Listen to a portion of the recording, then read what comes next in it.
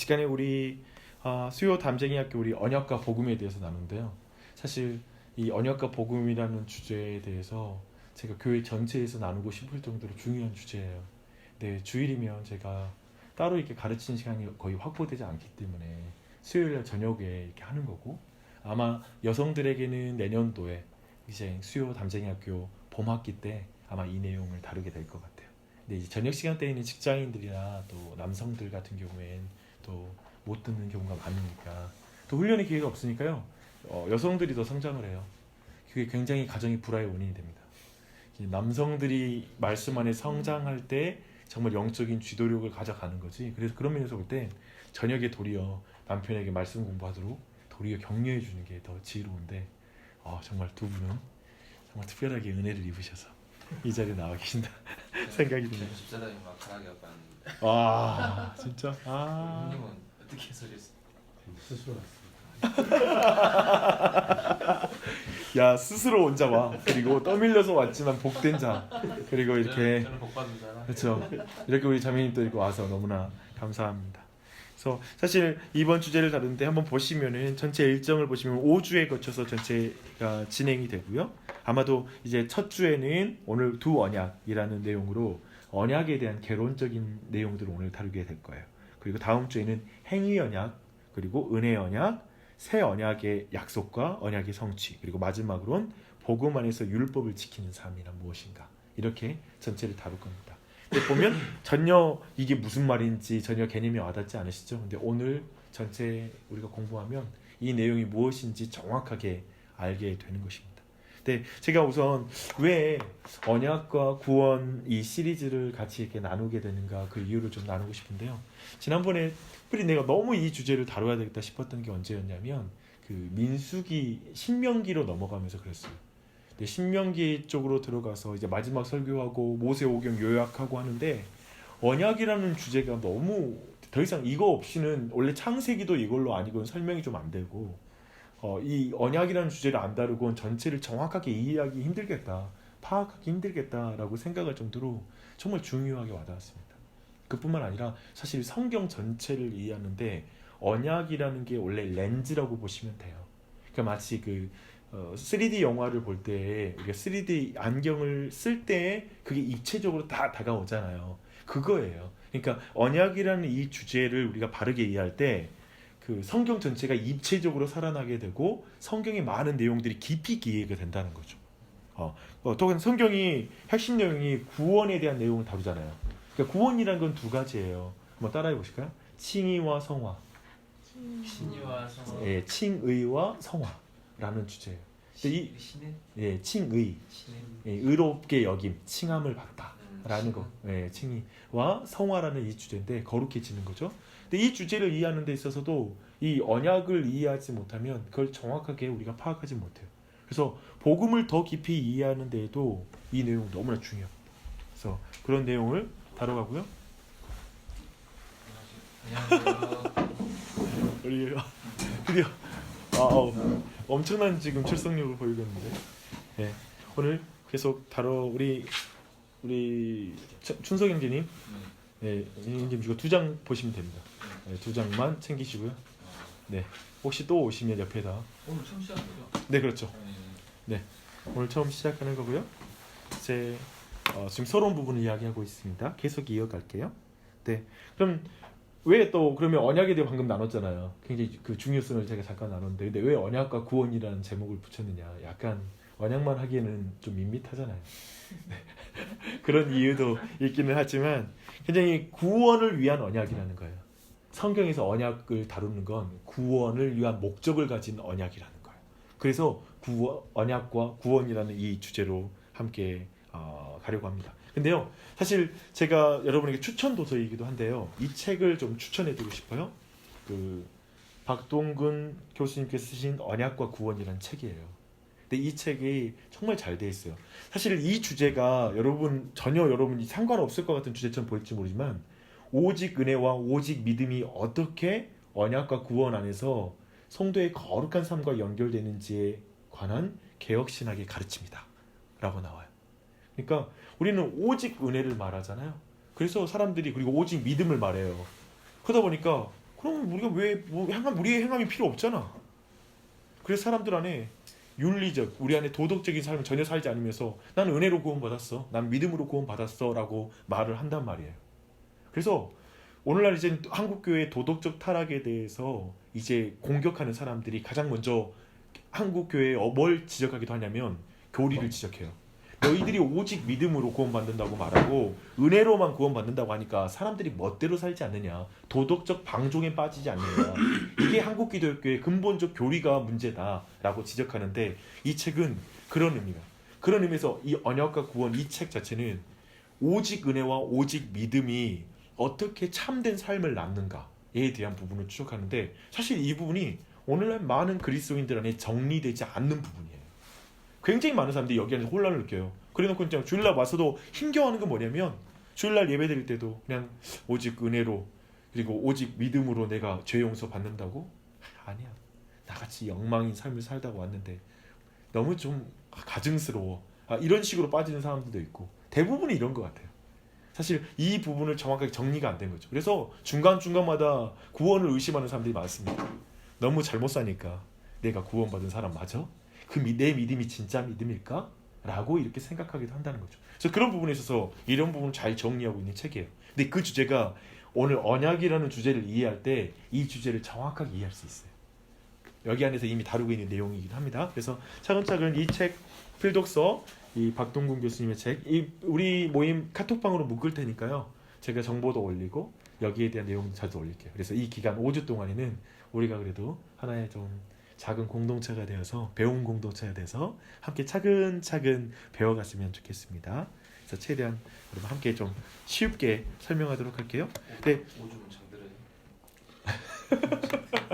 5주면 정든다고 우리 정선생님 말씀해 주셨습니다. 근데 다시 한번 좀 더 자세하게, 방금 전에 제가 이야기했지만요, 한번 나누면 왜 이 언약과 구원 주제를 다루냐면, 기독교를 오염시키고 가장 약화시키는 적이 뭐냐면 율법과 복음의 구별을 무시하거나 그리고 거기에 무지한 거예요. 그래서 갈라디아서 봐봐요. 갈라디아서 우리 성경책 가져오셨죠? 저기 위에 성경책 또 있습니다. 혹시 우리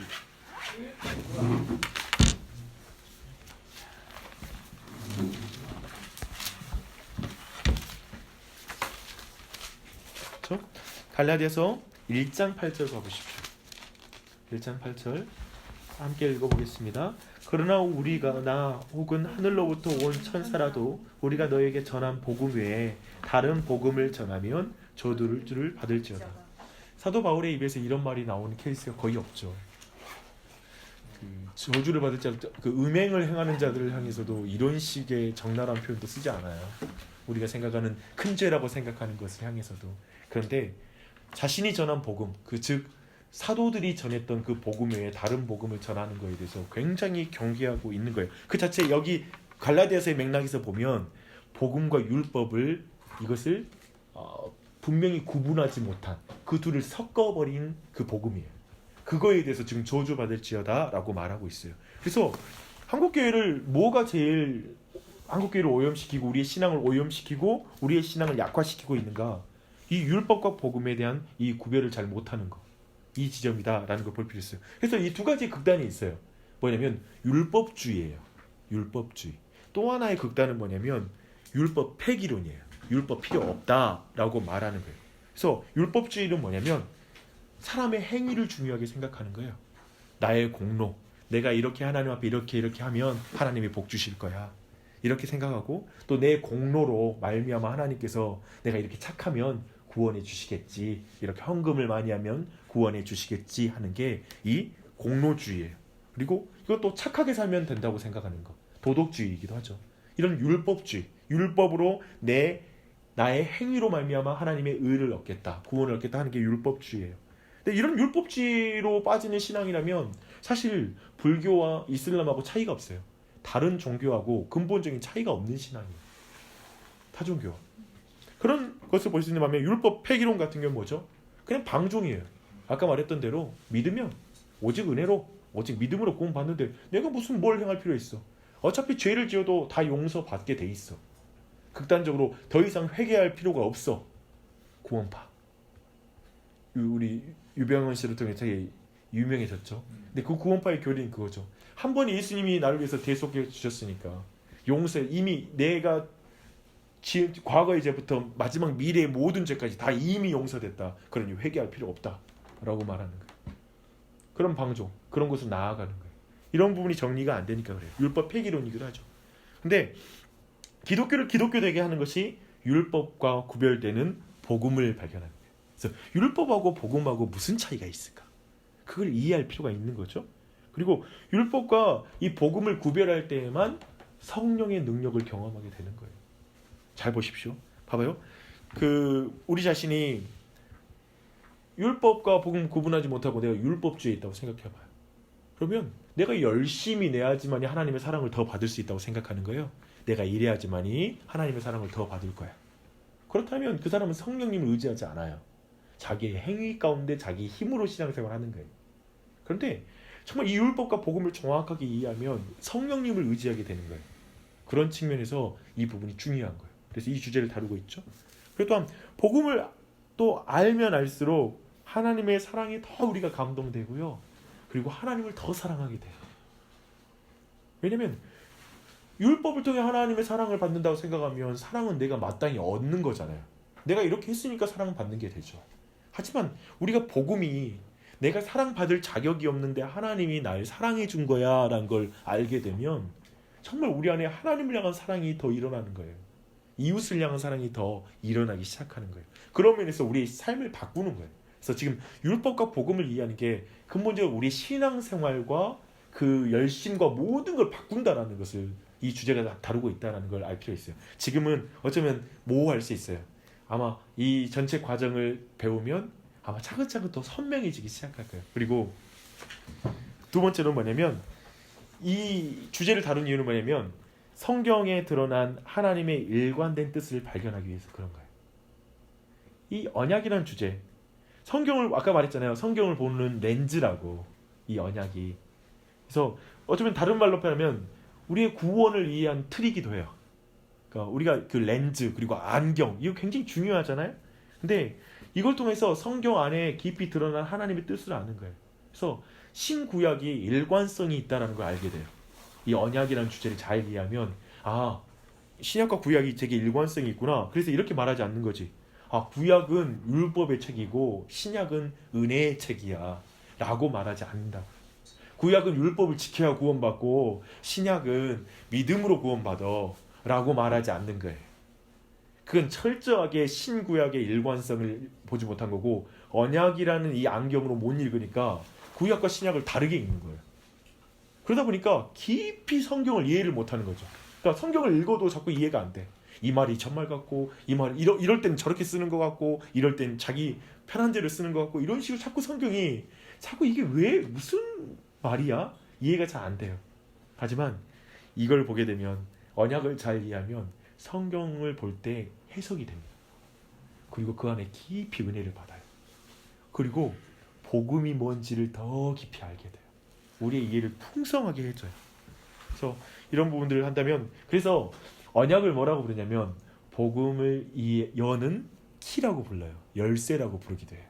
그 정도로 이 언약이라는 주제가 너무나 중요한 언약으로 오랜 기간 믿음의 선배들은 이걸 중요하게 생각해 왔어요. 그래서 그런 주제를 우리가 다뤄가는 거고요. 근데 문제는 뭐냐면 이 주제가 되게 어려워요.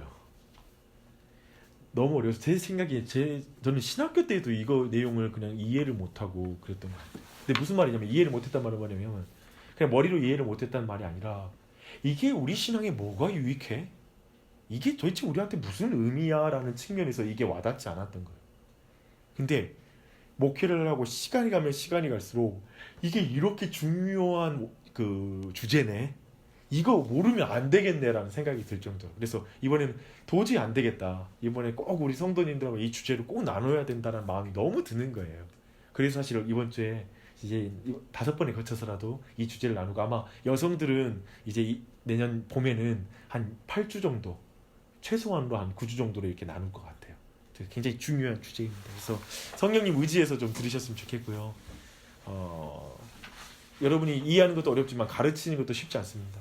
그런 말 했잖아요. 어려운 걸 어렵게 가르치면 굉장히 쉽다. 네, 어려운 걸 되게 쉽게 가르치고 이해되게 가르치는 건 되게 어려운 것 같아요. 그래서 오늘도요 막 그 준비하는데 막 표로 만들고 막 그랬어요. 비교 좀 잘 대조가 될 수 있도록 최대한 대로 해봤어요. 그래서 하나하나 할 때 그렇게 배워가시고요. 네, 이 언약의 우리가 이 기할 거 뭐냐면 이 언약이란 것은 성경의 중심 주제는 아니라는 거예요. 이걸 언약이라는 것을 성경의 중심 주제로 이해하지 말고 그걸 이해하는 틀이라고 봐야 돼요.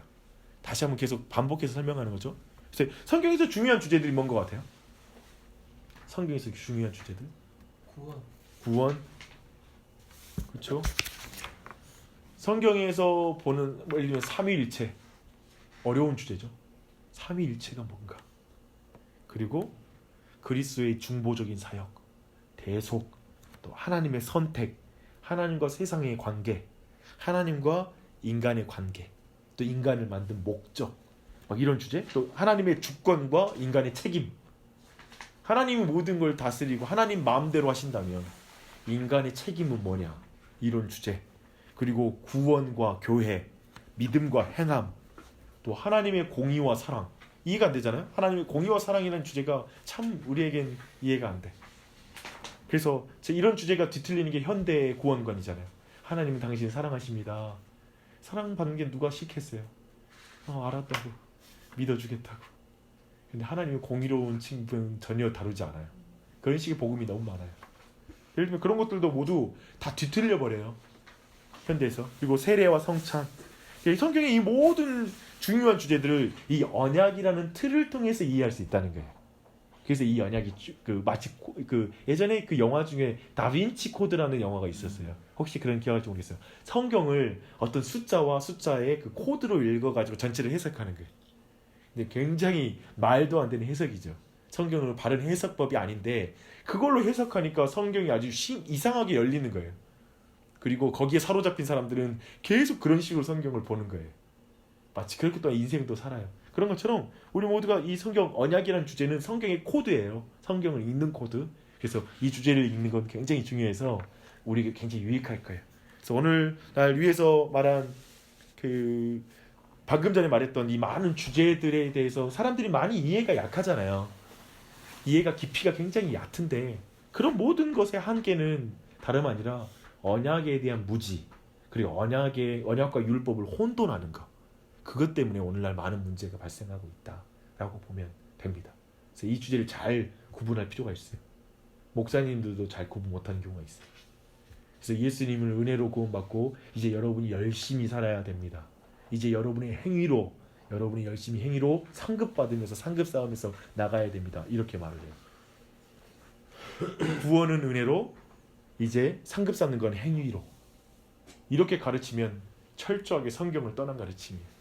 구원도 은혜로, 우리의 모든 상급도 은혜 가운데 우리가 받는 거예요. 그러니까 이것들이 통합되지 않으면 어떻게 할지 모르는 거예요. 굉장히 중요한 주제예요. 그래서 이 언약을 한번 차근차근 다룰 텐데요. 이 언약이란 무엇인가부터 먼저 이제 하나하나 차근차근 가보십시다. 근데 첫 번째 우리가 배워야 될 거 뭐냐면 성경 전반에 나타난 언약의 형식과 구조예요. 그러니까 성경이 전체에 그 언약을 맺을 때 쉽게 이 언약을 제가 한번 쉽게 어떻게 설명할까 이야기 생각을 해봤거든요. 근데 뭐냐면 언약이란 게 쉽게 말하면 뭐냐면 하나님과 우리가 관계를 맺는 방식이에요. 목사님, 우리가 또 사람들끼리 또 관계 맺는 방식이기도 해요. 내가 차근차근 설명했지만 한마디로 이 전체 내용은 한마디로 이거예요. 우리 자식들과 관계를 맺는 방식이기도 한데 애들과도 우리가 언약적으로 관계를 맺거든요. 뭐냐면 야, 너 이거 해야지 내가 이거 해준다.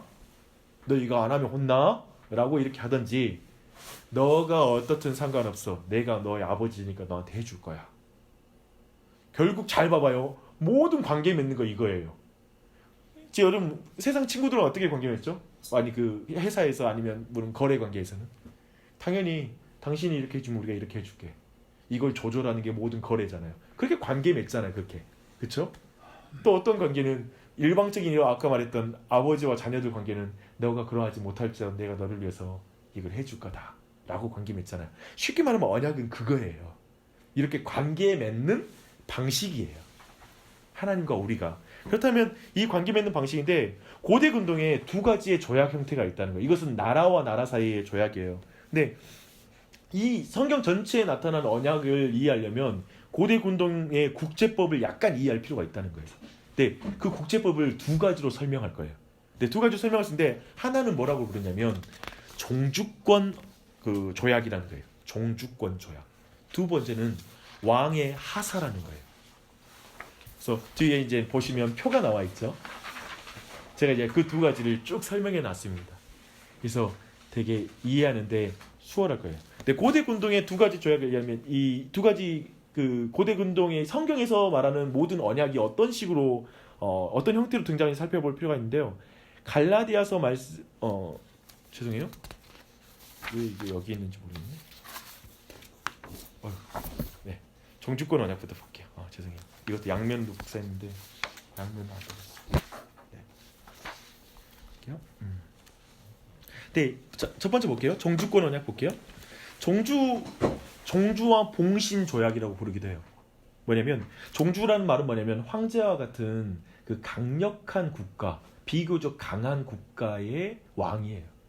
그걸 종주라고 부르고요. 봉신은 뭐냐면 속국의 왕이에요. 그래서 우리는 사실 이런 용어에 익숙하잖아요. 왜냐하면 조선 시대만 해도 우리가 철저하게 그 황제의 국가인 중국을 우리가 더 이런 관계로 조약을 맺었잖아요. 그때 그 종주권 조약이라는 게 우리에게 되게 익숙해요, 사실. 그렇게 하는 건데 이 구조하고 그 구약성이 쓰여지던 당시 자체도 뭐냐면 히타이트 문명 가운데 있었는데요. 그 제국의 조약 문서들이 나중에 발견됐어요. 그러니까 최근에 예를 들면 지금 19세기, 20세기에 발견이 되는 거예요. 근데 그 가운데 성경학자들이 이걸 자세히 살펴보니까 성경에서 나타난 언약의 형태랑 너무나 비슷한 거예요. 이게 구조적으로 너무나 비슷한 거예요. 너무 흡사한 거예요. 그렇다면 좀 질문이 생기죠. 뭐냐면 아니 그러면 성경이 그 당시에 그 주변 문화들을 이렇게 잘 참고해가지고 언약 맺은 거 아니야? 이런 가운데 성경을 의심하는 경우도 있어요. 성경은 그냥 주변의 문화들을 짜집기 위해서 만든 책인가 봐 라고 생각할지 모르지만 그게 아니라 성경이 이렇게 종주권 언약을 빌려서 이렇게 하나님과 우리의 관계의 언약을 설명한 이유가 뭐냐면 그 당시 사람들이 잘 이해할 수 있는 방식으로 성경을 썼다는 거예요. 성경이 하나님께서 우리에게 하나님과 우리의 관계를 잘 이해시키려고 이 종주권 언약을 빌려와서 그리고 왕의 하사의 언약을 통해서 우리에게 설명해 주고 있다고 생각하면 훨씬 수월할 거예요. 한번 차근차근 봐볼게요. 이 종주권 언약을 항상 보면 역사적 서문이 나와요. 그러니까 뭐냐면 조약을 만든 사람이 누구인지 소개해 주는 거예요. 그래서 종주가 봉신을 보호해 준 어떤 역사적인 사실을 한번 언급해 주는 거예요. 시작할 때. 근데 그게 성경에 10계명을 쓸 때 그게 나와요. 출애굽기 20장 1절 2절. 즉 10계명 말하기 전에 하나님 뭐라고 말하냐면 하나님이 이 모든 말씀으로 말씀하여 이르시되 이게 전문이에요. 즉 누가 말한다라는 걸 말하는 거잖아요. 그리고 나서 나는 너를 애굽 땅 종되었던 집에서 인도하여 낸 너의 하나님 여호와로다. 내가 너희에게 이렇게 은혜를 베풀었다라는 걸 먼저 밝히는 거예요. 동일한 구조예요. 그래서 두 번째 종주권 조약은 어떻게 시작하냐면 언약의 조항을 쭉 나열해요. 내가 너희들 구원해 줬으니까 너희들은 이걸 하라 하지 말라 이렇게 쭉 달아주는 거예요. 그 언약의 조항인데 그대로 10계명도 딱 그대로 가요. 하라 하지 말라라는 것 쭉 추가하고 나서 10계명을 말하고 나서 하나님은 10계명의 수많은 의무 조항을 쭉 뒤에 덧붙여요. 그리고 언약서를 다 낭독해요. 그리고 나서 이제 여호와의 모든 말씀에 우리가 준행하리이다라고 이렇게 약속하는 장면이 24장 7절에 딱 나와요. 여기까지 본다면 이제 종주권의 세 번째 이제 내용인데요. 그 뭐냐면 상벌 규정이에요. 뭐냐면 순종하면 상을 주고 너희들이 이걸 범하면 벌 주겠다라는 걸 종주권 조약에서 말해주고 있는 거예요. 근데 이게 주의할 거 뭐냐면 사실 이게 봉신에게만 해당하는 조약이에요. 뭐냐면 종주는 사실 안 지켜도 자기가 벌 안 받지. 그냥 봉신만 해당하는 거. 봉신들만 안 지키면 죽고 지켜야 되는 이런 식의 조약인 거죠, 사실. 그래서 언약을 어기면 종주는 봉신에게 비참한 대가를 치르게 해주겠다라는 걸 그 조약에 써주는 거예요. 근데 이거에 대해서 이제 아까 봤던 24장 7절에서 우리가 다 준행하리다 백성들이 말하니까 이제 이스라엘 백성이 24장 8절에서 뭐냐면 언약의 피를 뿌려요. 근데 이 말이 뭐냐면 이 언약을 어기면 우리가 피를 뿌리게 될 것이다. 즉 우리는 죽게 될 것이다 라는 걸 말하는 거예요. 그리고 28장에 신명기 28장 넘어가면 구체적으로 상벌 규정이 나와요. 너희가 순종하면 복을 받고 너희들이 불순종하면 저주를 받는다. 지난주에 우리 설교 때 다뤘잖아요. 그렇죠? 이 주제를 쭉 다뤘어요. 그걸 쭉 말해주는 거예요. 동일한 구조를 가지고 있어요. 그리고 또 종주권 언약의 네 번째는 뭐냐면 언약이 맺어지면 언약의 당사자들이 각각 사본을 가지고 만들어가지고 자신들이 보관하되 그걸 신전에다가 보관해 두고 그걸 정기적으로 낭독하게 되는 거예요. 근데 그의 동일한 구조가 뭐예요? 십계명은 두 개의 돌판을 받아요. 그리고 그 두 개의 돌판을 가지고 와서 언약궤 안에 넣어둬요. 그리고 이스라엘 백성은 율법책에 써진 것들을 정기적으로 그 백성들에게 읽어야 되는 거예요. 이렇게 이걸 지켜나가는 거예요. 굉장히 잘 이해됐겠죠? 하나님이 이렇게 그들 백성과의 관계를 말했을 때 그들은 이스라엘 백성은 잘 이해했을 거예요. 근데 조인식이에요. 근데 이걸 이제 딱 끝나고 나면 마지막에 조인식을 할 거 아니에요. 이제 종주권 언약의 조인식이 시작되는데 짐승을 딱 반으로 쪼개는 거예요. 그리고 그 사이로 언약의 당사자들이 지나가요. 네, 아까 말한 대로 봉신은 종주를 따라 딱 지나가는 거예요. 근데 언약을 깨면 쉽게 말하면 언약을 깨면 이 짐승들이 쪼개진 것처럼 그도 쪼개질 것이다 라는 의미를 가지고 있는 거예요. 근데 쪼개지는 대상은 사실 늘 봉신이에요. 아까 말한 대로. 왜 그러냐면 종주는 사실 짐승 사이로 안 지나가요. 그리고 봉신만 지나가게 만들어요. 근데 이 예가 창세기 15장에 나와요. 하나님과 아브라함의 언약에서 나타나는 거예요. 혹시 기억나세요? 한번 가보시죠. 근데 하나님이 이렇게 지금 이스라엘 백성이 이해시키잖아요. 그렇죠? 지금 그 종주권 조약에 대한 이런 특징을 말하는데 지금 15장에서 창세기 15장에 이게 뒤집어져요. 너무나 은혜로운 장면이 나와요.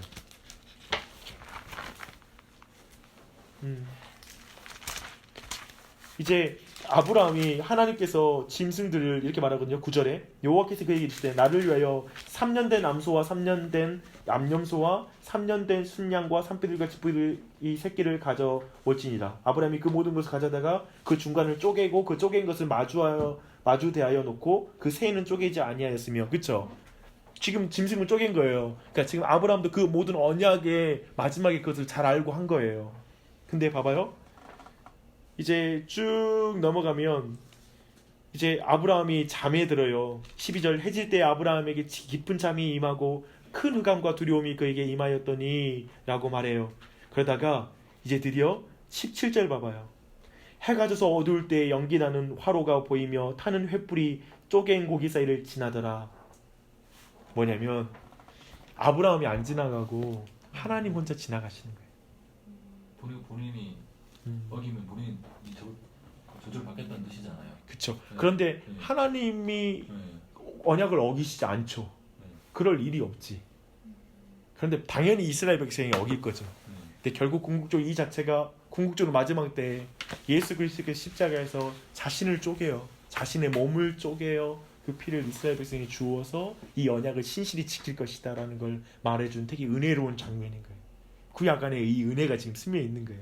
언약을 맺을 때. 그래서 이 지점들이 결정적으로 달라요. 여기에서 좀 성경에서 말하는 이 은혜 언약이 여기에 나타나고 있어요. 근데 사실 이 주제에서는 종주권 언약이니까 이 주제를 좀 다루는 건 좀 그렇지만 15장에 나타나는 모습 때문에 지금 이 말을 하는 거예요. 근데 마지막으로 나타나는 종주권 언약에 뭐가 있냐면 식사가 있어요. 그래서 언약의 식사를 나누는 거예요. 다 함께 모여서 성대하게 이제 잔치를 벌리고 그 종주를 맺은 봉신과 그리고 종주가 함께 식사함으로 모든 계약이 체결되고 우리가 화평하다라는 걸 선언하는 그런 식사예요. 근데 출애굽기 32장 보면 저는 이 장면을 좀 여기다 또 넣었어요. 제가 32장 보면 이스라엘 백성이 우상 만들고 나서 그 앞에서 식사하고 먹고 떠들면서 춤췄다고 말을 해요. 지금 위에서 두 돌판을 들고 아브라함이 그 모세가 가지고 내려오는 거거든. 언약을 맺어가지고 그 종주권 언약을 맺어서 하나님과의 그 언약을 맺고, 근데 그 아래서 식사를 이 사람들은 황금 우상하고 식사하고 있는 거예요.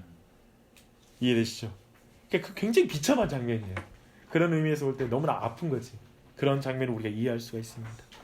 네, 이런 종주권 언약을 첫 번째 우리가 이해할 필요가 있어요. 그렇죠? 잘 이해가 되시죠? 근데 두 번째는 왕의 하사예요. 근데 그 왕의 하사와 종주권 언약을 우리가 비교해보면 뭐냐면 종주권 언약은 조건적인 조약이잖아요. 그렇죠? 뭐냐면 봉신이 조건을 수행하면 주어지는 보호와 약속이에요. 그렇죠? 그런데 왕의 하사는 뭐냐면 종주편에서 무조건적으로 약속해 주는 거예요. 일방적이에요. 그래서 이 종주권 언약은 어쩌면 하나님 그 왕이 그 당대 국가의 그 왕이 어떤 엄격함과 엄위함을 드러내는 조약이잖아요. 공의로움을 드러내는 조약이잖아요. 그런 반면에 왕의 하사는 뭐냐면 그 종주의 왕의 자비로움을 보여주는 행위죠. 너가 그러지 않아도 내가 너희들이 이렇게 해줄게 라고 해주는 거니까 얼마나 좋아요. 근데 이게 우리 부모로 말하면 너 이거 하면 혼난다 라고 말할 땐 부모로서의 권위 있는 모습과 공의로운 모습을 아이에게 보여줘야 되고, 한편은 너가 꼴등해도 좋아, 너가 이 세상 속의 모든 경쟁에 뒤쳐도 좋아, 나는 끝까지 널 사랑할 거야, 너와 함께 할 거야, 너의 신분은 바뀌지 않는단다, 너가 세상 속에서 어떤 위치에 처할지도 너는 내 아들이야, 그 신분은 안 바뀌어, 난 끝까지 널 사랑할 거야 라고 말하면 그 아버지의 사랑이 드러나는 거예요. 그쵸? 마치 그런 모습으로 우리의 성품이 다 드러나는 거예요. 성경은 놀랍게도 이 두 가지 형식을 골자로 하나님께서 하나님의 백성과 맺으신 언약 관계를 잘 드러낸다는 거예요. 저는 근데 이 두 개의 관계로 이해할 수 있지만, 저는 방금 전에 말씀드린 대로 부모와 자녀들 사이에도 이게 있어요. 이 계약이 있어, 이 언약이 있어. 근데 그걸 생각하면 쉽게 이해가 돼요. 훨씬 더 이게 우리 안에 따뜻하게 그리고 분명하게 이해가 돼요. 그렇죠? 그래서 이 두 가지 언약은 결코 같은 것이 아니에요. 이 두 가지는 분명히 좀 분별해야 되잖아요. 그렇죠? 똑같은 내용이 아니잖아요. 근데 이것을 구별 못하면 하나님의 일관성을 못 잊는 거예요. 그래도 아까 제가 말했던 것처럼 신구약을 다른 책으로 봐요. 그리고 구원 얻는 방법도 다르다고 생각해요. 복음과 율법을 구분을 못하는 거예요. 그래서 정말 아주 안타까운 결론에 도달하게 되죠. 그래서 고대분들이 이 두 가지 조약을 이해하면 이제 우리가 성경에서 말하는 이제 조약이, 그리고 이 두 가지가 어떻게 성경 안에 나타나는지 한번 살펴볼 수 있는 준비가 된 거예요. 그래서 이제 우리가 갈라디아서 말씀을 한번 볼 텐데요. 되게 어려운 본문이거든요. 근데 방금 전에 우리가 가졌던 이 내용들을 참고로 해서 이 내용을 살펴보면 훨씬 쉽게 이해될 거예요. 그래서 이것을 오늘 사실은 이제 우리 목적은 뭐냐면 성경이 이해되게 하는 게 목적이기 때문에 한번 성경 차근차근 한번 풀어보겠습니다. 네, 우리 갈라디아서 4장 21절로 26절까지 먼저 보시게요.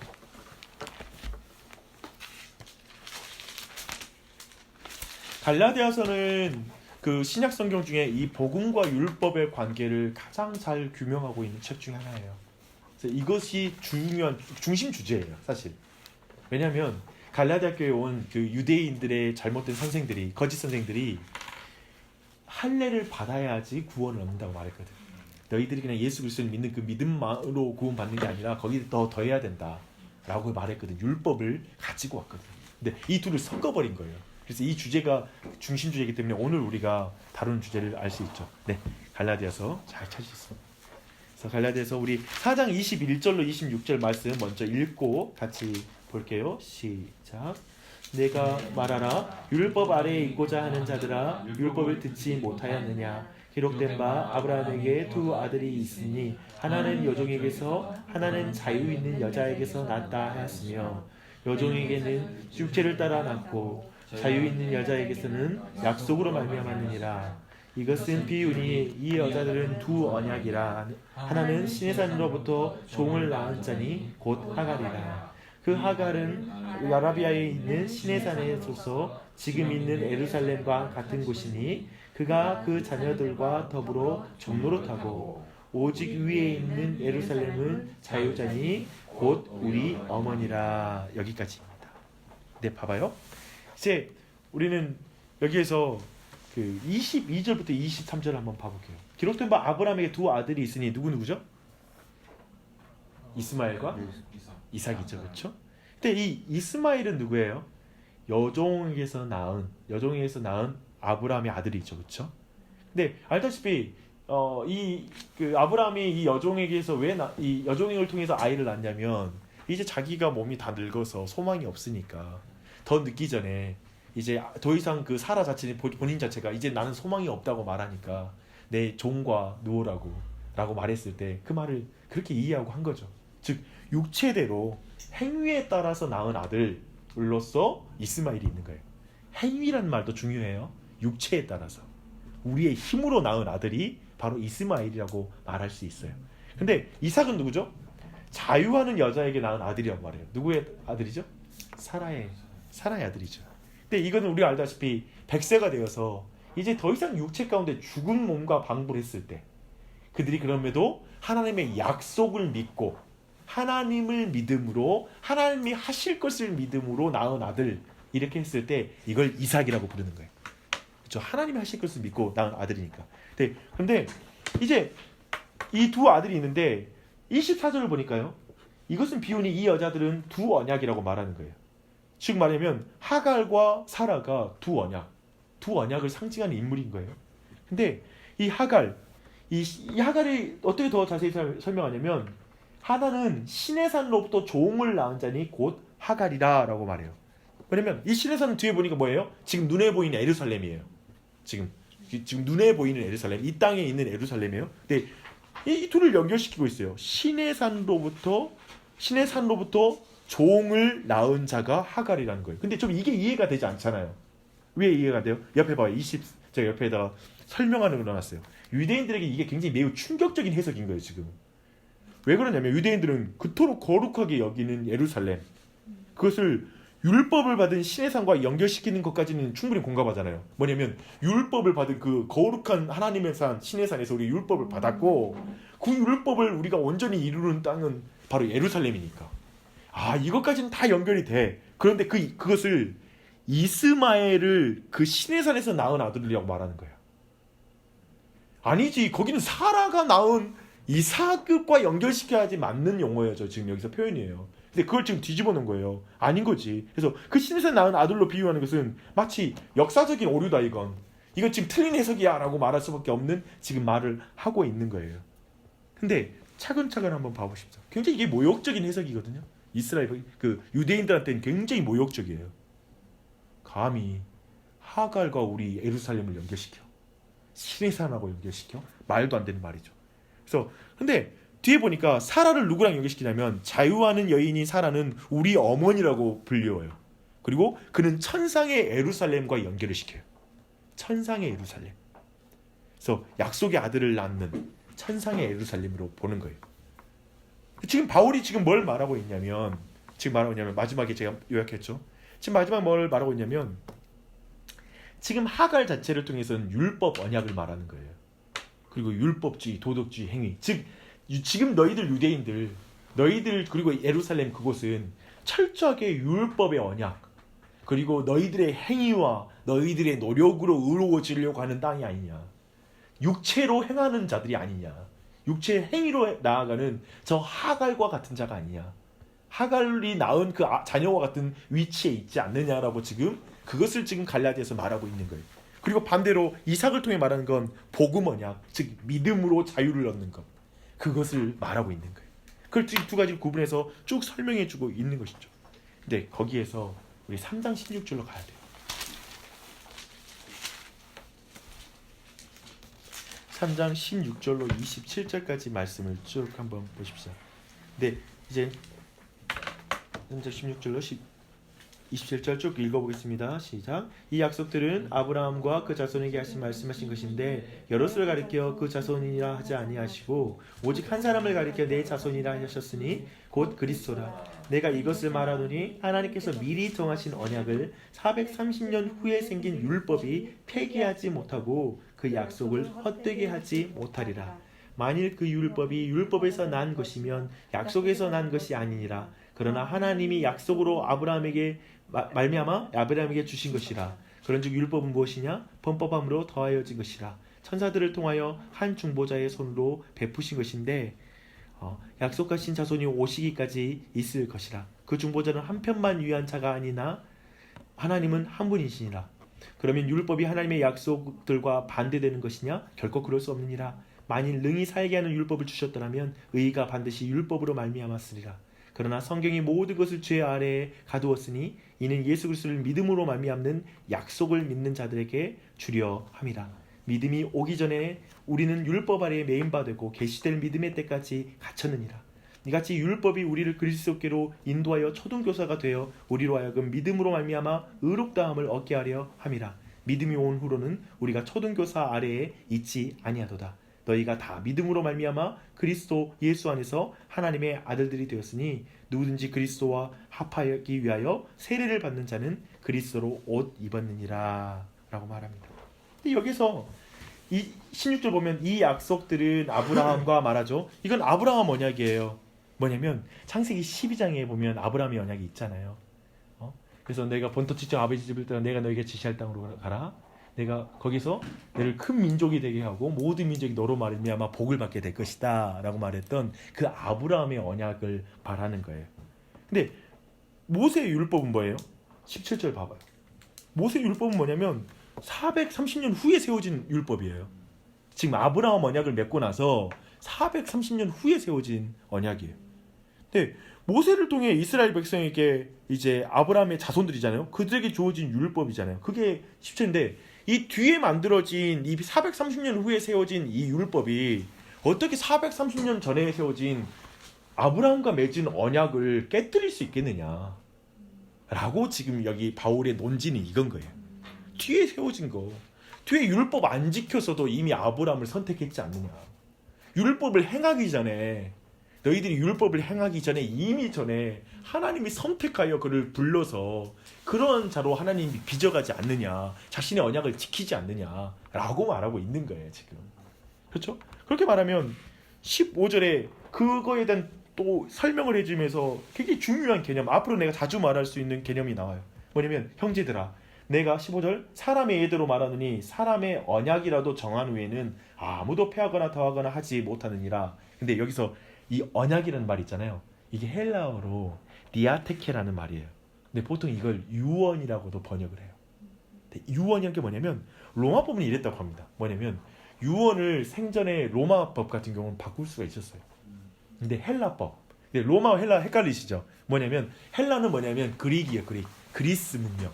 근데 원래 로마 문명과 그리스 문명이 약간 차이가 있어요. 근데 이 그리스 문명, 그릭 이 사람들은 뭐냐면 한 번 유언을 하면 그걸 바꿀 수가 없는 거예요. 근데 유대법도 이와 비슷해요. 뭐냐면 유대법을 보면 그 마테나트 발이라는 그런 행정 절차가 있거든요. 유언을 하고 나서 마테나티 발이라는 그 행정 절차를 거치고 나면 유대법으로도 유언을 바꿀 수가 없는 거예요. 그래서 탕자의 비유에 보면 아버지가 아들이 이제 유산을 요구할 때 주잖아요.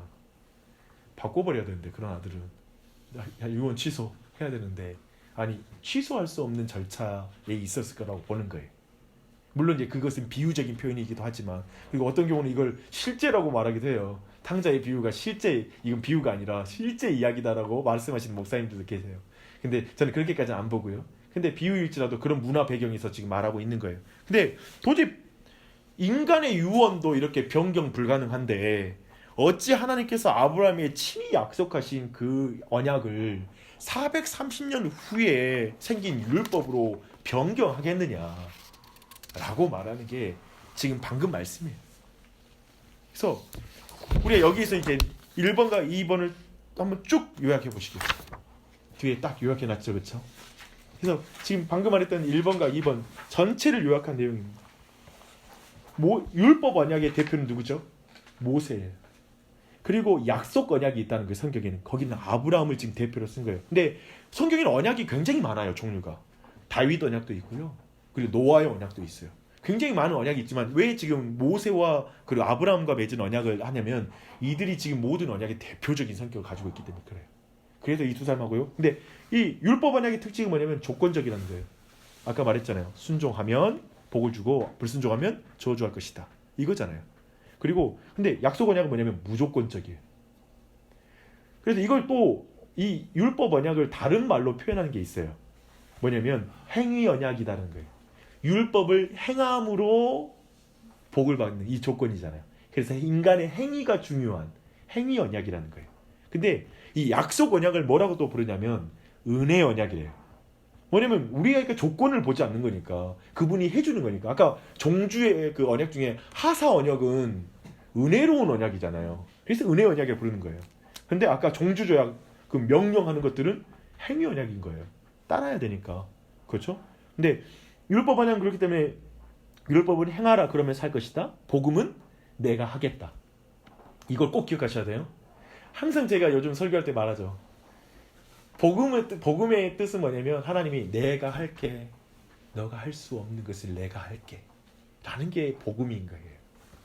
너가 죽음을 이길 수 없으니까 내가 너의 죽음을 대신 죽을게. 이게 복음인 거예요. 근데 율법 행하라 그러면 살리라 이런 언약이 전혀 또 다른 언약의 측면인 거죠. 근데 아까 우리가 말했던 거 뭐죠? 여기에 대표적인 인물로 갈라디아서는 하갈을 율법의 언약 안에 두고 있고요. 그리고 약속 언약의 대표로 사라를 두고 있어요. 그리고 이 하갈은 옛 언약이라고 말해요. 또 어떤 측면에서 이 사라를 통한 것은 새 언약이라고 말할 수 있어요. 그리고 특별히 이 새 언약은 에레미야와 에스겔이 예언했던 거고 예수님께서도 내가 너에게 새 언약을 주노니 라고 말해요. 그러면서 이 새 언약을 또 말하고 있어요. 그리고 또 율법 언약에는 지상에서의 예루살렘, 즉 지상의 이스라엘 백성이 이게 신정 국가잖아요. 신정 국가인데 신정 국가의 조건이 뭐냐면 이거예요. 율법 언약에 순종할 때에만 유지되는 국가예요. 근데 알다시피 이스라엘 백성이 유지하나요? 이스라엘 백성이 약속의 땅에 들어가기 싫으니까 광야에 돌려버리세요. 즉 이 행위 언약에 의해서 그들이 원하지 않자 더 이상 그 땅에 들어갈 자격이 없으니까 안 들여보내는 거예요. 그리고 그 땅에 들어가서 이스라엘 백성이 살잖아요. 이제 사사기 시대 그 다음에 왕정 시대를 거칠 때에도 하나님의 말씀에 따라서 하나님의 말씀에 순종하지 않으니까 순종하지 않고 끝까지 반역하니까 결국 어떻게 되죠? 그 땅을 어떻게 만들어버렸냐면 결국 약속의 땅을 애굽 땅으로 만들어버렸거든. 뭐냐면 모든 우상이 가득하고 그리고 정말 그 황제를 꿈꾸는 사람들 오직 그냥 정치 권력만 남은 그 이스라엘의 왕들이 있을 때 결국 그들을 그래 너희들 그 율법 그리고 행위 언약을 따르지 않았으므로 그들을 깨뜨려서 다른 민족으로 이제 포로로 끌려가게 만드시잖아요. 그게 바로 지상의 예루살렘이에요. 근데 아까 말한 대로 천상의 예루살렘이라고 약속 언약을 말하는 거예요. 사라를 통한 믿음을 통한 자유 그것을 자유인이 낳은 것을 천상의 예루살렘.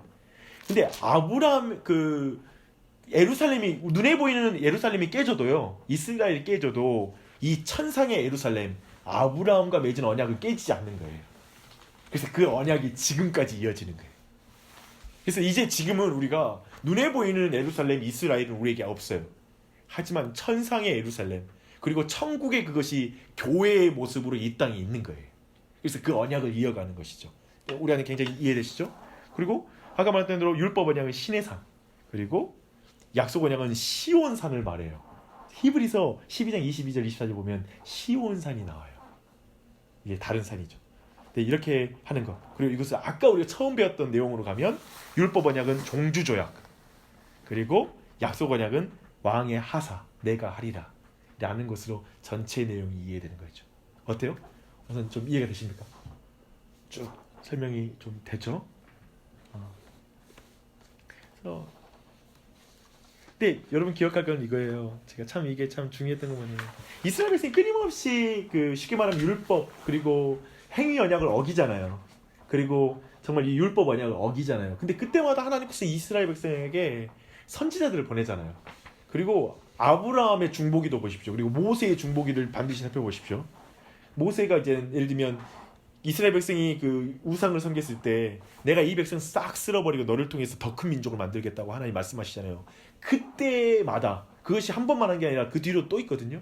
그때마다 그 모세의 기도에 들어가는 건 뭐냐면 이렇게 기도해요. 먼저 이렇게 기도하지 않아요. 뭐냐면 주님 모세에게 시내산에서 맺은 언약을 기억하시고 이 백성을 구원해 주십시오라고 기도하지 않아요. 항상 모든 선지자와 그리고 모세는 항상 뭐냐면 아브라함과 맺은 언약을 기억하사 이 백성을 긍휼히 여겨 주십시오. 다윗과 맺은 언약을 기억하사 이들을 긍휼히 여겨 주십시오라고 기도하는 거예요. 왜냐하면 이게 은혜 언약이거든요. 내가 하리라고 약속했던 걸 하는 거예요. 그러니까 지금 말하면 이렇게 기도하는 거예요. 하나님, 우리 기도라면 하나님, 내가 뭐 잘나서 하나님 이 기도를 드려서 응답받을 수 있는 사람이 아닙니다. 하나님 나는 예를 들면 지난 과수하셨는데 하나님 내가 내 실력대로 본다라면 내 모습대로 본다라면 주님 엉망이 돼도 마땅합니다. 주님께 내 행위로 내 의로움으로 내 공로로 하나님께 기도할 자격은 전혀 없습니다. 근데 하나님이 날 긍휼히 여기시겠다고 불러주시지 않으셨습니까? 하나님이 내게 은혜 주시겠다고 말씀하지 않으셨습니까? 주님의 은혜 가운데 자비 가운데 나에게 이런 긍휼을 베풀어 주십시오라고 우리가 기도드리는 거죠. 지금 이 상황인 거죠. 그렇게 되면 전혀 달라요. 우리 기도도 좀 달라지죠. 그런 사람들 있잖아요. 하나님 내가 봉사 많이 했으니까요. 좀 이거 이렇게 해주십시오. 말도 안 되는 기도죠. 어떻게 행위 언약을 가지고 자기의 행위를 가지고 기도한단 말이에요. 불가능한 거죠. 오직 그래서 예수 이름으로 기도하는 말이 뭔지 아세요? 예수 그리스도의 공로로 기도하는 거예요. 예수 그리스도가 하신 것으로 기도하는 거예요. 하나님 예수 그리스도를 통해 이렇게 일하시지 않았습니까? 그러니 그 예수 그리스도의 이름으로 간구하니 이 일도 긍휼히 여겨주십시오 라고 간구하는 거죠. 그러면 이 내용이 그냥 우리한테 먼 내용이 아니라 우리의 기도를 바꾸는 내용이 돼요. 신앙생활을 바꾸겠죠. 그렇죠? 근데 이렇게 볼 때 이제 전체 내용을 볼 때 이제 다섯 번째로 보고 싶은 건 성경에서 발견되는 중요한 언약들을 한번 보고 싶어요. 그러니까 성경에 보니까 이거 개론인데 이걸 좀 차근차근 다음 주 그 다음 주에서는 우리가 이걸 자세히 볼 거예요. 근데 결론적으로 보면 아담과 언약을 맺으셨어요. 봐봐요. 아까 말했죠. 언약은 하나님과 인간이 관계를 맺는 방식이에요. 아까 말한 대로 우리는 우리 자녀들과도 언약을 맺고 있어요. 언약에는 이름을 안 붙이는 것 뿐이지. 근데 하나님이 최초로 언약할 때 타락 전에 아담과 맺으신 언약이 뭐죠? 너희는 이 열매를 먹지 말라는 거죠. 동산 중앙에 있는 나무 열매를 먹지 말라. 그러면 어떻게 되죠? 먹으면 어떻게 되죠? 죽는다는 거예요. 이게 지금 정확하게 인간 최초로 맺은 언약이 행위 언약이라는 거예요. 그렇죠? 율법 언약이죠. 형식상. 그렇죠? 먹으면 어떻게 되는 거니까. 명령형이니까. 근데 타락 후에는 어떻게 되죠? 타락 후에 알다시피 그 뱀을 저주할 때 이런 언약을 하나님 주세요. 뭐냐면 내가 여인의 씨로 뱀의 머리를 상하게 하겠다. 즉 결국 정말 끊임없이 인간의 죄 가운데 그리고 죄성 가운데 죄를 지을 수밖에 없는 그 본성 가운데 있는 그 근원에 있는 모든 죄의 세력을 예수님께서 머리를 깨뜨려 버리겠다는 거예요. 지난주 설교인가요? 제가 그 노뱀을 통하여 설교를 드렸었죠. 그렇죠? 그 부분이죠. 그래서 창세기 3장 15절은 최초의 복음이라고 말해요. 프로토 이벤젤리즘이라고 말해요. 프로토 가스플이라고 말해요. 그러니까 최초의 복음, 그 원시 복음이라고 불려요. 그래서 오직 하나님이 하겠다는 말씀이잖아요. 여기에는 지금 그 아담에게 어떻게 하라는 말이 없어요. 순종하면 내가 뱀의 머리를 깰게라는 말이 안 나오는 거예요. 하나님이 하겠다라는 거예요. 그래서 지금 최초의 범죄에 바로 하신 말씀이거든. 이게 범죄 지르고 나서 두려워 떠는 자를 위해서 바로 복음을 준 거예요. 하나님이 우리에게 복음을 말할 때 지금 나무 동산에서 나무 밑에서 벌벌 떨고 있잖아요. 하나님 눈을 피해 있는 그 자녀에게 바로 주시는 복음이에요. 은혜로운 거예요. 그렇죠? 그게 은혜죠. 근데 노아와도 하나님이 언약을 맺으세요. 우리 알다시피 홍수 이후에 노아가 되게 두려워 떨거든요. 근데 그 두려워 떠는 노아에게 이제 무지개에 대한 언약, 무지개에 대한 언약을 맺으면서 하시는 말씀이 그거예요. 내가 다시는 홍수로 멸하지 않겠다라고 말하는 거예요. 형식상 이것도 은혜 언약이에요. 그렇죠? 약속 언약이에요. 그래서 내가 하리라 라고 그냥 말하는 거죠. 그렇죠? 그리고 나서 아브라함과도 맺어요. 우리가 너무나 유명한 거. 그래서 너무 유명한 거. 내가 너와 내 후손을 통하여 땅의 모든 족속에게 복을 주겠다. 이렇게 말하잖아요. 이것도 은혜 언약. 가장 대표적인 약속 언약이에요. 그게 아브라함 언약. 그래서 아브라함 언약은 성경 내내 반복되는 거예요. 성경에서 시종 일관 반복돼. 계속 반복돼. 그리고 이제 또 한 가지. 이분 잘못된 것 같아요. 그렇죠? 모세에게 맺은 시내산 언약이에요. 시내산 언약은 어디라고요? 무슨 언약? 두 가지 언약 중에? 아니 그 행위. 행위 언약. 그렇죠. 율법 언약. 근데 지금 제가 표 중에 잘 배치했나요? 잘못 배치했습니다. 그렇죠? 이게 옆쪽으로 넘어가야 됩니다. 내 말을 잘 듣고 내 언약을 지켜라. 그렇죠? 이 부분을 하고 아까 말한 대로 신정국가. 이스라엘이라는 신정국가가 지난주에 설교 때 제가 한번 나눴었죠. 이스라엘에게 그 가나안 동산은 그 가나안 땅은 에덴 동산의 회복이라고 해요. 그러니까 태초에 하나님께서 에덴 동산을 만들어 놓고 인간을 거기다 세워 놓고 행위 언약을 맺으셨잖아요. 근데 그 백성이 아담과 하와가 행위 언약을 깨뜨림으로 말미암아 쫓겨나잖아요. 이스라엘 백성에게 동일하게 이제 국가 단위로 나라 단위로 그들을 통하여 그들이 허락한 가나안 땅에 젖과 꿀이 흐르는 땅, 이 모든 이미지가 에덴 동산의 이미지라는 거예요. 너희들 내가 그 땅에 에덴 동산을 만들 거야. 그리고 모든 민족이 너희들을 통하여 그 에덴 동산을 보고 이제 나에게 돌아올 거야라는 게 하나님의 원래 계획이라고요. 근데 그들이 하나님의 율법에 순종됨으로 말미암아 유지된 나라인데 그들이 이 행위 언약을 또 깬 거예요. 그래서 그들이 포로로 끌려가는 거예요. 그 땅에서 쫓겨나는 거예요. 쉽게 말하면 에덴 동산에서 아담과 하와가 쫓겨나듯이 성경은 정확하게 이 구조를 그대로 가져가는 거예요. 지금 이렇게 보면 성경이 다른 눈으로 보이는 거예요. 거대한 일관성이 보이잖아요. 지금 흐름이 보이잖아요. 그리고 그 내용도 이해되죠? 그래서 이렇게 쭉 이어지고 있는 거예요. 그래서 이런 내용들로 쭉 보는 거. 이게 이제 두 번째 우리 모세에게 맺은 언약이고요. 세 번째 그 다음에 이제 이죠. 그 다윗 언약이에요. 굉장히 유명해요. 뭐 다윗 언약 뭐죠? 우리 한번 볼까요? 사무엘하.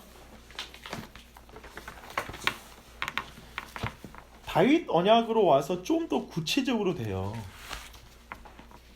예수 그리스도에 대한 좀 더 구원자에 대한 계시가 좀 더 분명해집니다. 3상 몇 페이지죠?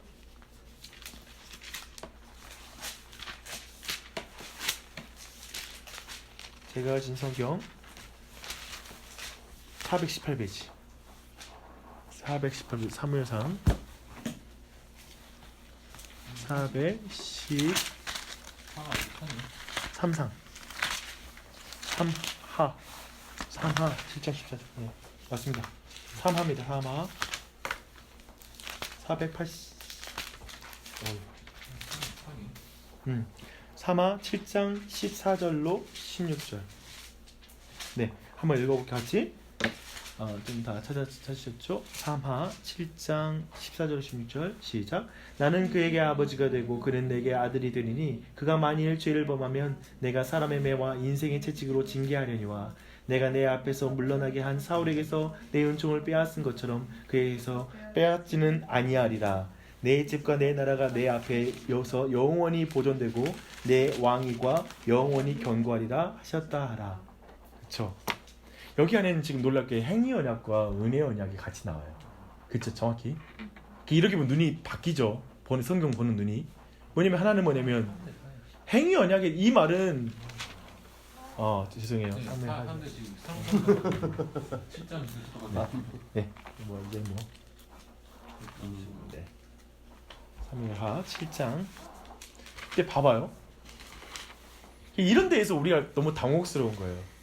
여기서 우리 안에 막 질문이 생기는 거예요. 아니 사울한테는 분명히 그가 행위 언약을 얻으니까 빼앗아 버렸잖아요. 근데 왜 다윗은 행위 언약을 얻었는데 왜 안 뺏어요? 이런 질문도 하기도 하고요. 그런 말 많이 하잖아요. 결국은 뭐냐면 다윗은 더 큰 죄를 지었는데 나중에 그 음란하게 다른 그 충실한 신하의 아내를 빼앗고 그 충실한 신하인 우리아를 죽음의 자리까지 살인을 모사했는데 그런 사람은 끝까지 그를 은혜를 베풀어 주시고 왜 사울은 그렇게 하십니까? 이런 질문도 많이 하기도 하고 그런 질문 많이 하잖아요. 근데 여기 안에 지금 행위 언약도 있는 거예요. 이렇게 말하는 거예요. 쉽게 말하면 다윗 너는 너의 행위로 보아서는 너의 왕권을 빼앗기야 마땅하나 나는 너에게 은혜를 베푼다라는 의미가 되는 거예요. 이렇게 됐을 때 됐지 이렇게 되는 거야. 이렇게 말할 수 없잖아요. 내가 좀 자격이 있으니까 하나님이 날 구원하셨지, 날 선택하셨지, 날 왕으로 부르셨지 라고 말할 인물이 아니라는 거예요. 넌 행위로 본다면 사울과 다를 게 없다. 마땅히 빼앗겨야 마땅하지만 난 너에게 은혜를 베풀이라 라는 이 두 가지가 같이 나오는 거지. 여기 공의와 사랑이 같이 나오는 거죠. 그래서 이런 거 내가 늘 설교 때 말하잖아요. 하나님 우리를 사랑하시는데 날 사랑하니까 내 죄를 넘어가 주신 게 아니라고. 내 죄에 대해서 눈 감는 게 아니라니까요. 우리는 사랑하는 사람 보면 죄 넘어가 주잖아요. 우리는 좀 그냥 안 보고 넘어가 주잖아요. 그러지 않으신다고 하나님이. 우리를 그냥 넘어가 주신 게 아니라 하나님이 그것을 대신 죽으신 거예요. 그리고 나서 나에게 은혜를 베푸신 거죠. 복음이 다른 거지. 그러니까 당신은 사랑받게 태어났습니다. 당신은 사랑받기에 태어났으니까 마땅히 사랑받을 자격이 있어요. 그래서 구원받은 겁니다. 뭐 이런 식으로 가는 게 아니에요. 그냥 사랑을 그냥 뭉뚱그려서 그렇게 표현할 수 없다는 거예요. 도리어 이제 그 은혜 언약과 그리고 그 행위 언약이 같이 등장함으로 하나님의 은혜로운 행위가 더욱더 강해지는 거예요. 더욱더 우리에게 분명하게 주어지는 구조를 갖고 있는 거예요. 계속 성경은 신약에서도 이 구조를 가져가요. 그리고 구약 내내 이런 구조를 가져. 그래서 우리는 보자마자 보면 늘 헷갈리는 거예요. 행위언약 쪽 들어가면 나 이렇게 못 사니까 난 구원받지 못한 사람이 아닐까. 난 차라리 이런 말씀 내 눈을 감을래. 그냥 나를 그냥 용서해 준다는 말씀만 읽을래. 이런 식으로 가는 거예요. 좋다. 그렇지 않다는 거지. 이 둘이 같이 가고 있다는 거죠. 이해되시죠? 그런 측면에서 다윗 언약은 정말 놀랍게도 그 두 가지 같이 표현해 주고 있다라고 우리가 보는 게 좋습니다. 새 언약에 대한 부분이요. 이 새 언약에 대한 부분을 성경은 말하고 있는데 이 자는 내 피로 세우는 새 언약이니라고 성찬식 하실 때 이 말씀하세요. 그래서 이 새 언약은 사실은 에레미야와 에스겔 위에 이제 성경 구절 많이 써놨잖아요. 거기 보면 이 새 언약을 예언을 하고 있어요. 이미 예언한 언약이에요. 근데 이것을 성경 뭐라면 그 에레미야는 뭐가 에스겔은 뭐라면 이것을 돌 비석에다가 새기는 옛 언약처럼 돌 비석에 새기는 것이 아니라 이제 너희들의 마음에 새겨준다. 이 언약을 새겨질 것이다. 그래서 마음에 새겨져 있기 때문에 우리는 이걸 지킬 수 없는 마음이 생기는 거예요. 이 지키지 않고는 내 마음이 너무나 막 힘들어. 성령이 오늘날로 말하면 성령이 내 안에 불타는 마음을 주셔. 내 안에 막 감동하셔. 그래서 그런데 이 일을 위해서 이 새 언약이 써지기 위해서 내 마음이 깨끗해야 되잖아요. 내 마음의 신비, 즉 마음의 비석이 깨끗해야 될 거 아니에요. 근데 그 깨끗게 하기 것을 위해서 예수님께서 보배로운 피와 그 죽으심을 죽으신 거예요. 그로 말미암아 정결해진 우리 안에 이 새 언약이 새겨지는 거예요. 진짜 율법을 지킬 수 있는 능력이 이제 내주하시는 성령님 가운데 주어지는 거예요. 이게 새 언약이에요. 새 언약의 전체적인 틀이에요. 그래서 우리에게 주어지는 게 무엇인지 알아야지. 그렇죠? 이게 이제 성경에 크게 우리가 아까 봤던 두 가지 언약에 구체적으로 나타나는 언약들이에요. 성경 전체에 나타나는 언약들의 내용들입니다. 이 내용들 우리가 또 살펴볼 것입니다. 네, 기억하십시오. 성경 헤세드라는 말 들어보셨어요? 이 헤세드라는 말이 뭐냐면 언약의 사랑이에요. 뭐냐면 언약적 사랑. 뭐냐면 이 사랑인 사랑인데 하나님이 맺으신 언약을 신실하게 이루는 사랑이라는 뜻이 헤세드라는 뜻이에요. 근데 이 헤세드라는 말 한마디로 뭐냐면 내가 하나님이 이루겠다는 말이에요. 근데 나는 이 하나님이 이루겠다라는 절정을 예수 그리스도의 십자가 위에서 하신 예수님의 마지막 말씀이 이 헤세드의 절정이라고 보는 거예요. 예수님이 십자가 위에서 뭐라고 하셨죠? 마지막에 다 이루었다요. 다 이루었다. 처음부터 말했거든. 태초에 그 처음 범죄했을 때 아까 말한 것처럼 아담에게 말했거든요. 내가 저 뱀의 머리를 내가 깨뜨려 버릴 것이다. 했던 그 말씀. 처음 주셨던 그 복음의 말씀을 예수 그리스도께서 이제 마지막으로 다 이루시고 다 이루었다고 말하는 거예요. 이렇게 보면은 하나님의 이 언약의 사랑이라는 건 최초부터 흘러나오는 사랑인 거예요. 끝까지 유지하며 기억고 이루고야 마는 사랑인 거예요. 약속하시면 우리가 그 안에 있다고. 아담과 언약을 맺으신 그 하나님의 생각해보면 한번 또 그 창조 때부터 한번 생각해 볼게요. 아마 하나님께서 아담과 언약을 맺으신 것은 창조주의 무한히 낮아지심이에요. 잘 생각해봐요. 창조주는 우리와 언약을 맺을 필요 없잖아요. 그걸 기계처럼 부려먹으면 되잖아요. 그리고 하나님 그냥 그런 권위가 있는 분이잖아요. 근데 여기에서 좀 걸린 사람들이 있거든요. 인간이 그 정도 위치밖에 안 됩니까? 근데 솔직히 말씀드릴까요? 제가 보니까 이게 인간이 높아진 내적 상태를 말해주는 거예요. 하나님께 모든 권리가 있습니다. 마치 우리가 토기장의 비유가 있어요. 성경에 보면 아까 내가 잠깐 그 사울과 그 다윗의 그 차이 잠깐 언급했는데 그 부분이 늘 우리의 마음에 남죠. 하나님 어떻게 이러실 수 있어? 사울은 그냥 버리고 다윗은 끝까지 언약을 지켜주고. 근데 그 부분에서 우리가 말하는 건 뭐냐면 하나님께 그런 주권이 있으세요. 하나님은 창조주이고 역사의 주인으로서 그런 이 토기를 깨뜨리고 이 토기를 선택할 권리가 하나님께 있어요. 토기장에게 있어요. 토기장에게는 있어요. 우리는 그 기준을 몰라요. 우리 보기에는 토기를 선택하는 거 보면 아니 저건 내가 그냥 받아서 팔고 싶은 물건들이 많거든. 토기장이가 깨뜨리거든. 그게 늘 우리한테 불만이지. 차라리 저거 그 명인들이 그러잖아요. 꼭 우리는 그 옆에서 하나 주워가지고 도망치고 싶은 마음이 있잖아요. 그 권리는 그 명인에게 있는 거예요. 아무리 아까워도 소용없어요. 그 기준은 그에게 있는 거예요. 그 명품을 보는 눈은. 그것만 자신 남기고 싶거든. 그런 면에서 있을 때 하나님께 주권이 있는 거예요. 근데 그 하나님께서 낮아지셔가지고 인간과 언약을 맺는 거예요. 약속하시는 거예요. 그런 의미에서 볼 때는 인간만큼 독특한 지위를 인정해 주시는 거예요. 하나님 그렇게 인정해 주시는 거예요. 너무 독특해. 그래서 약속을 맺어주세요. 근데 그 언약을 맺은 하나님께서 그 언약을 맺기를 너무 기뻐하셨어요. 그리고 우리 알다시피 하나님이 주신 그 언약을 아담이 실패하자마자 은혜의 언약을 주셨어요. 우리가 실패한 그 자리에서 하나님이 대신 시작하고 끝까지 이루시겠다고 약속하시는 거예요. 우리가 실패한 그 자리에서. 그 표현이 성경 자세히 보면 표현이 재밌거든요. 나무 밑에 숨었다고 그러거든. 저는 그 나무가 어딘지는 정확히 모르겠어요. 어쩌면 그 나무 열매를 따먹고 나서 그 나무 밑에 숨었는지 몰라요. 쉽게 말하면 성경은 그걸 우리는 정확히 말하고 있지 않지만 어쩌면 그 범죄한 그 자리에서 라는 표현이라고 우리가 받아들이는 게 좋을 것 같아요. 범죄한 그 자리에서 하나님이 대신 시작하고 내가 끝까지 이룰게 라는 말을 그때 이야기하시는 거예요. 그게 복음이죠. 성경은 온통 이 하나님의 헤세드 이야기로 가득한 거예요. 우리의 삶도 이 헤세드 안에 있어요. 이 헤세드에 대한 믿음, 언약을 신실하게 이루고 내가 그 언약 안에 있다라는 믿음이 우리를 끝까지 구원의 확신을 갖게 해주는 거예요. 내가 잘 살고 못 살고 여기에다가 내 확신을 둔다면 우리는 못 살면 불안에 떠는 거예요. 난 구원받지 못한 것 같아. 나는 내 믿음 가지고는 천국에 못 갈 거야. 막 이런 식으로 생각하는 거예요. 잊지 마세요.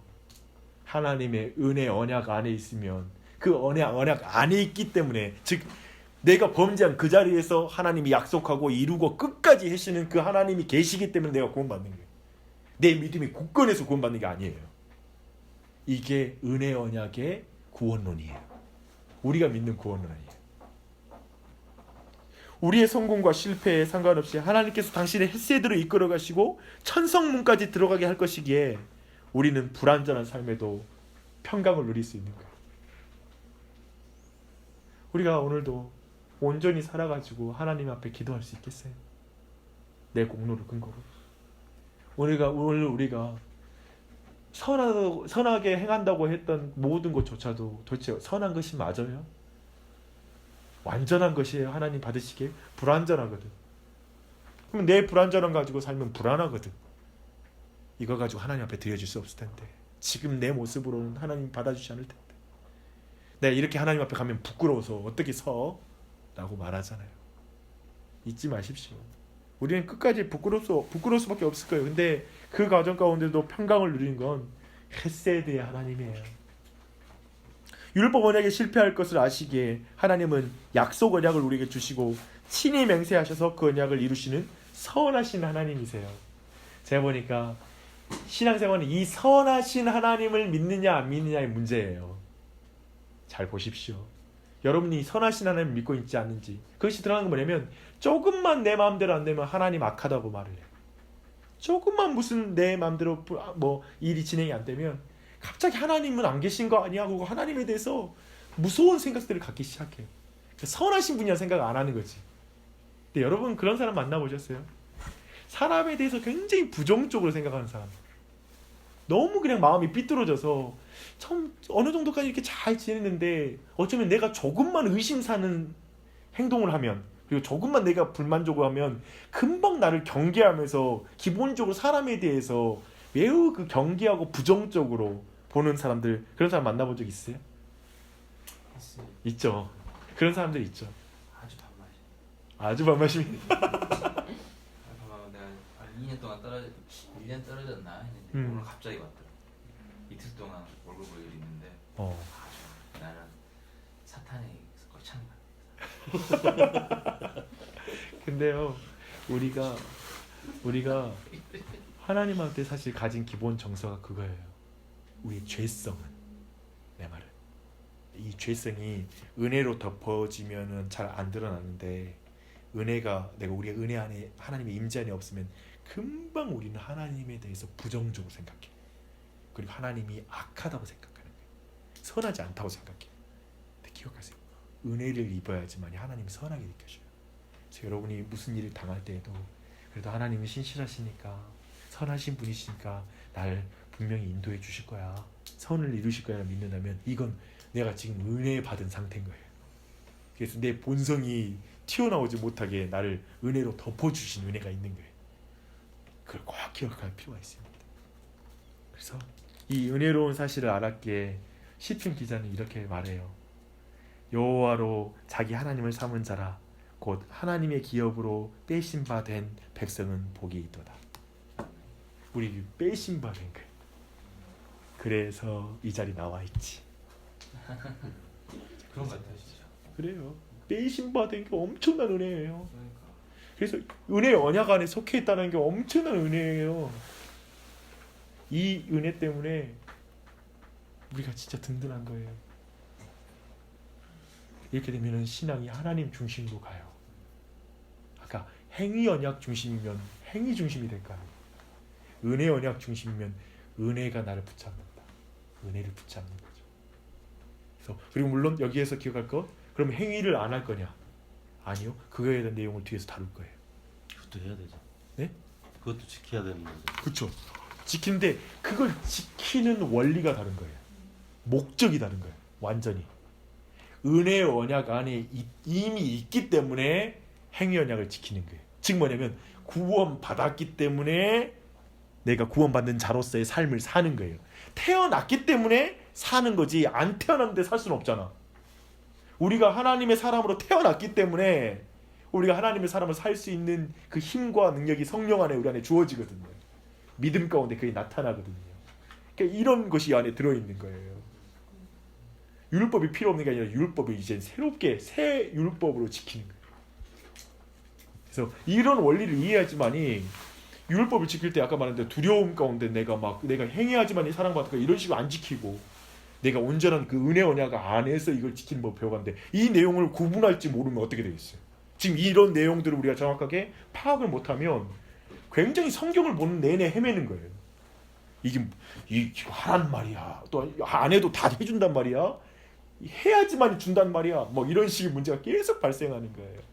근데 그 부분들에 대한 정리가 이번 전체 공부 과정에 있으니까 다음 주에는 우리가 행위 언약을 더 자세히 볼 거고요. 그때 보면 또 반복될 거예요. 또 이런 것들이 적절하게 또 은혜 언약도 할 때도 할 거고 또 마지막으로 예수 그리스도를 통하여 새 언약이 뭔가 그리고 마지막으로는 우리가 새 언약 안에서 율법을 행한다는 건 뭔가 은혜 안에서 구원받는 자로서 율법을 어떻게 대해야 되는가 이런 주제까지 대하면 마지막에 이제 우리의 삶 속에 은혜 언약 안에 그 헤세드의 하나님의 은혜 안에 안정적인 상황에서 우리의 삶에 해야 될 행함들을 하나씩 하는 그런 것들을 하면서 또 만족하며 감사하면서 또 이 행위를 하는 이런 건강한 신앙이 형성될 수 있습니다. 그래서 굉장히 중요한 주제죠, 그렇죠? 이렇게 보니까 처음에 말했던 내용들이 훨씬 더 잘 이해가 되죠. 그래서 오늘 내용들이 이렇게 좀 여러분에게 좀 좋은 기회가 됐으면 좋겠고요.